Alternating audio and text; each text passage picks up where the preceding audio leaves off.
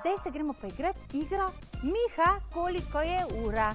To se pa igra tako, da nam bo Miha povedal, naprimer, ura je 5 mišjih korakov in se moramo mi tako po mišje 5 korakov prestaviti naprej. Ali pa 2 slonja koraka, ali pa 3 žabje poskoke, nazaj ali pa naprej ali pa v stran. In tisti, ki prvi pride na cilj in se dotakne Mihata, zmaga. Če pa Miha nazaj pogleda in da se mi migamo, tistega, ko vidi, da se giba, da miga, mora iti nazaj nastaviti. Se pravi, ko pogleda nazaj, moramo kameneti in biti kot kipi. A gremo?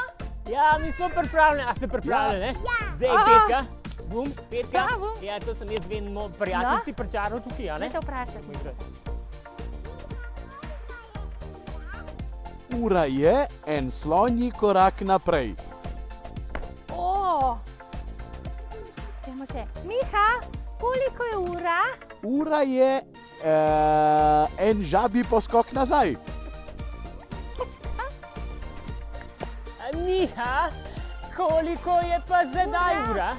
Ura je 5 mišjih korakcev naprej. 3.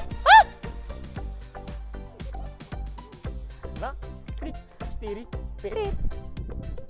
Miha, koliko je ura? Ura je en žabji poskok v levo. V levo. Levo. Miha, koliko je ura? Ura je 3 žirafje korake naprej. A žirafe delajo velike korake? 2. Ha? Aj spet, Charlie. Petka.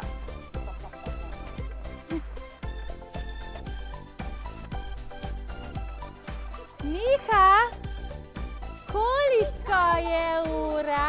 Ura je 5 žabjih poskokov naprej. 3, 4, 5. A sem zmagal? Ne, vsi smo zmagali. Še Lori te je. Kako si ti prva? Pa zdaj na druga. Čakaj, meni je kamera povedala, da je Charlie zmagal. Iz ozadja je preletel naprej.